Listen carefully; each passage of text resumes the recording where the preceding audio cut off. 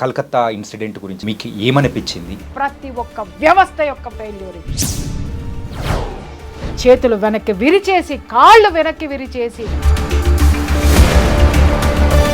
ఎందుకు ఆ అమ్మాయి అంత దారుణంగా చంపేశారు చెప్పమని చెప్పండి. ప్రశ్నించడం ఏమని ప్రశ్నించింది? ఈ రోజు జరిగింది ఎంతో ఉంది, కానీ చేసిన వాళ్ళల్లో కనీసం కొంచెం కూడా మిల్లీగ్రామంత మానవత్వం కూడా ఎందుకు లేదు అనంటే, ఇంత ఘోరంగా ఇంత హేయంగా జరగడానికి గల కారణం ఏదైనా కానీ ఒక పర్సనల్ రివెంజ్ అనేది ఉంటేనే కదా. పర్సనల్ రివెంజ్ ఎవడుకుంది? ఎవడైతే అసలు ఎంత పెద్ద డ్రామా జరుగుతుందంటే, ద గ్రేట్ మమతా బెనర్జీ గారు కోల్కతా ఖాళీ అని పిలిపించుకున్నావు, కానీ నిస్సిగ్గుగా ఆవిడ చర్యలు ఉన్నాయంటే ఒక ఆడదయ్యి ఉంది. Hi guys, welcome to I dream. నా పేరు చాణక్య. ప్రజెంట్ దేశంలో అట్టుడుగుతున్న టాపిక్ ఏదైనా ఉందంటే అది కలకత్తాలో జరిగిన ఒక దుర్ఘటన. అదేంటో కాదు, ఆర్జే కర్ మెడికల్ కాలేజ్లో ఒక మెడికో తనని కూడా అత్యాచారం చేసి హత్య చేసిన దుర్ఘటనతో ఇప్పుడైతే ప్రజెంట్ చాలా హీట్ ఆఫ్ ద మూమెంట్ ఉంది. మరి వీటి గురించి మరి ప్రియా చౌదరి గారు కూడా ఏమంటారో ఆవిడని అడిగి తెలుసుకుందాం. నమస్తే మ్యామ్. నమస్తే. Welcome to I dream media. Thank you.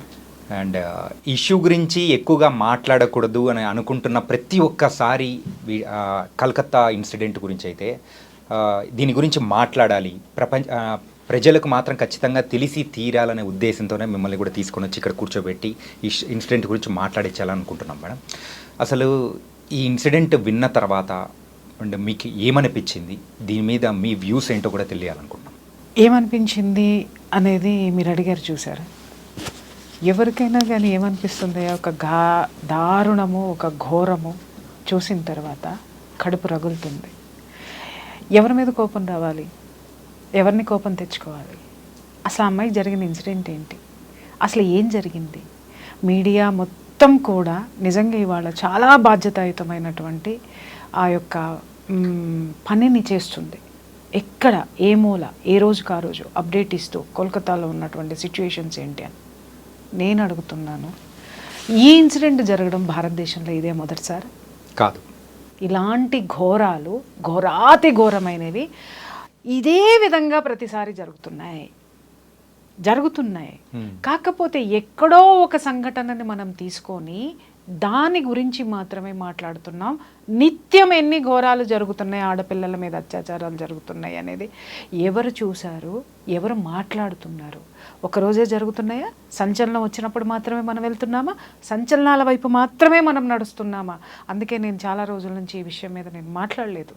Because ఎందుకంటే ఒక సంఘటన జరగడం లేదు, ప్రతి గంటకి జరుగుతుంది భారతదేశంలో యువతుల మీద అత్యాచారం అనేది. ఈరోజు వయోభేదం లేదు, వావి వరుసలు లేవు. ఇంత నీచమైనటువంటి ఘోరమైనటువంటి అకృత్యాలు ఎందుకు జరుగుతున్నాయి అనేది ఏ హౌస్ వైఫ్ అయినా ఆలోచించిందా?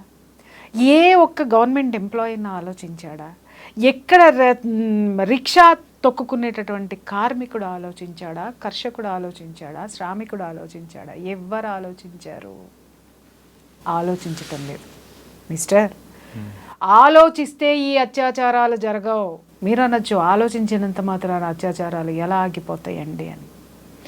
ఒక్కసారి సంఘటనలోకి వెళ్ళండి. ఇవాళ అంత ఘోరమని ఎందుకు మాట్లాడుతున్నాం? ఆమె మీద జరిగినటువంటిది ఒకరా, ఇద్దరా, 10 మందా? అయ్యో ఇంకేం జరిగింది?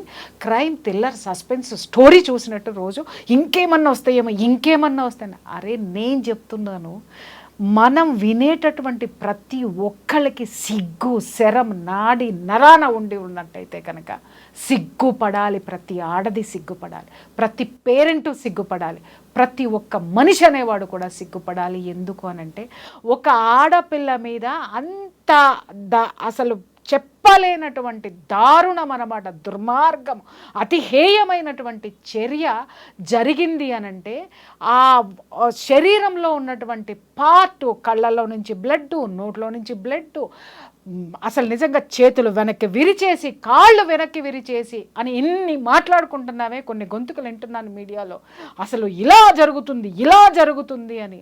అరే ఆ గొంతుకల వెనక అరుపులొద్దు, ఆవేదనలోకి ఒక్కసారి తొంగి చూడండి. నేను మాట్లాడుతున్నానది ఆవేదనతోటే. నేను ఇన్ని రోజులు నోరెత్తలేదు. అంత పైశాచికంగా ఒక మనిషే చేశాడు. ఎవడా మనిషి?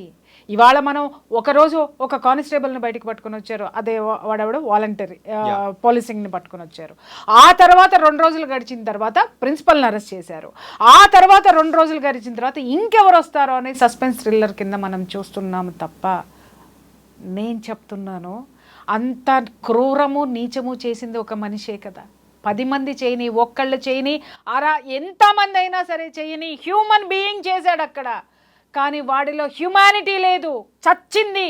ఏ చర్యల వల్ల చచ్చింది, ఎందుకంత దారుణంగా చచ్చింది అనేది ఎవడెంతమంది ఆలోచించాడు? అది నాకు చెప్పండి. ఎలా చేశారు అని మాట్లాడుతున్నారు. అలా చెయ్యడానికి వాళ్ళలో అంత రాక్షసత్వం రావడానికి ఏ కారణమో, ఎవడు కారణం అంటే నువ్వు, నేను, మీడియా, భారతదేశంలో ఉన్నటువంటి పరిపాలనా వ్యవస్థ, రక్షణ వ్యవస్థ, పోలీసు యంత్రాంగం, ప్రతి ఒక్క వ్యవస్థ యొక్క ఫెయిల్యూర్ ఇది. ఎక్కడి నుంచి వచ్చింది అంత రాక్షసత్వం ఒక మనిషిలో? ఎలా వచ్చింది? కనీసము మన తల్లి అయినా సరే, అతి దుర్మార్గుండైనా సరే, ఒక చెంప దెబ్బ కొట్టంగానే తల్లి మనసు కదా అమ్మో అని అనుకుంటుంది. కానీ ఆ కొడుకు చేసినటువంటి తప్పిదానికి ఆ యొక్క పశ్చాత్తాపం కోసం ఆవిడ వెయిట్ చేస్తుంది. అలాగే ఒక దుర్మార్గుండైనా సరే, మనం 4 దెబ్బలు కొట్టిన తర్వాత 5వ దెబ్బకి చచ్చిపోతాడని మనలో ఒక మానవత్వం అనేది వస్తుంది. కానీ చేసిన వాళ్ళల్లో కనీసం కొంచెం కూడా మిల్లీగ్రామంత మానవత్వం కూడా ఎందుకు లేదు అనంటే, వాడి శరీరంలో వాడు తీసుకున్నటువంటి మత్తు పదార్థాల యొక్క ప్రభావం అది. మీకు తెలుస్తుందా? స్కూల్స్ దగ్గర నుంచి నిన్న మొన్న చూసాం, సెలబ్రిటీస్ ఈవెంట్స్ వరకు కూడా డ్రగ్స్. ఎలా చూస్తున్నాము? భూతం కాదు, ఇంకా ఏదైనా ఒక పేరు పెట్టండి, డిక్షనరీలో వెతికి పెట్టండి. భూతం అంటే భూతానికి కనీసం వైద్యం ఉంది, కానీ దీనికి వైద్యం ఎక్కడ లేదు. దీని కూకటి వేళ్లతో సహా పెకిలించే ధైర్యం కానీ, పెకిలించే సామర్థ్యం మన యొక్క పాలనా యంత్రాంగానికి లేదా? దీనిని పారద్రోలేటటువంటి ఆ యొక్క వ్యతిరేకత కానీ, ఉద్యమం కానీ, ఆ బలమైనటువంటి ఆకాంక్ష కానీ జనంలో లేదా? ప్రతి ఒక్కడు పిరికివాడిలాగా ఎందుకు బతుకుతున్నాడు? మనది ఒక బతికేనా? శ్రీశ్రీ గుర్తొస్తున్నాడు.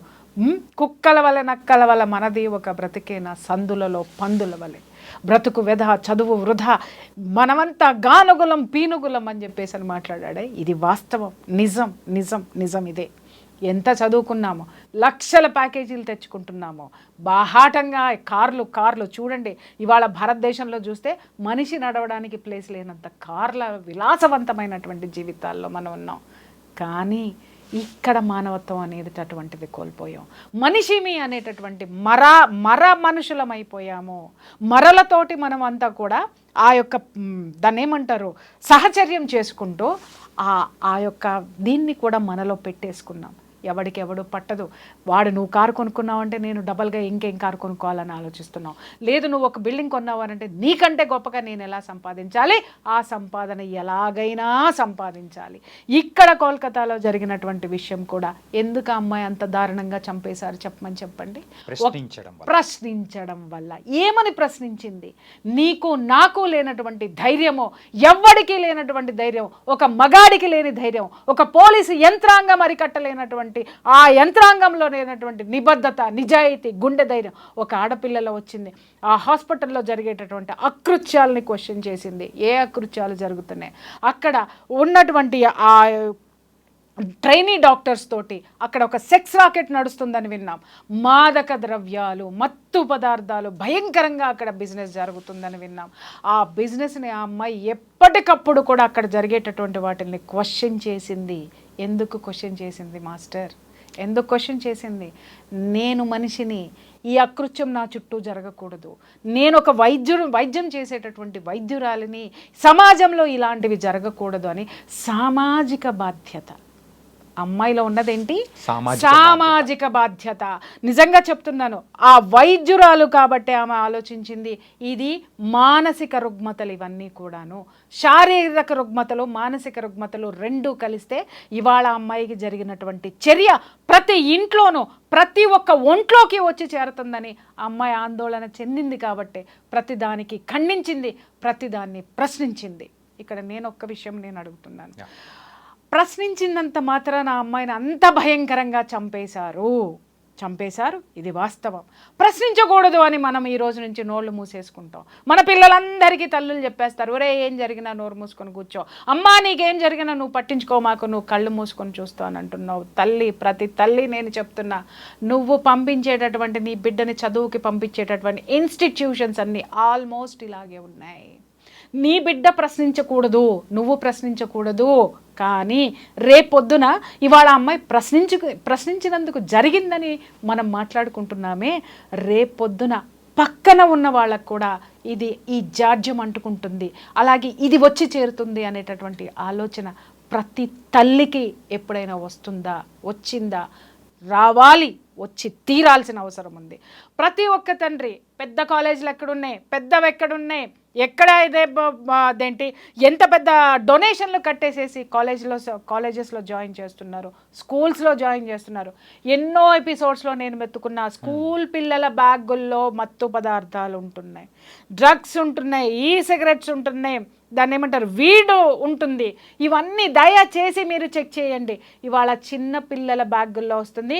ఇంకొక ఘోరమైనటువంటి విషయం చెప్పమంటారా, 9th 10th క్లాసు పిల్లలు, మగ పిల్లలు అడల్టరీకి వెళ్తున్నారు. మీకు ఆ సంగతి తెలుసా? మీకు ఎవరికైనా ఎందుకు వెళ్తున్నారు అని ప్రశ్నించండి బాస్. ఎందుకు వెళ్తున్నారు అని అంటే ఇలాంటివి వాళ్ళ శరీరంలోకి వెళ్ళి వాళ్ళ హార్మోన్స్ కంట్రోల్లో ఉండడం లేదు.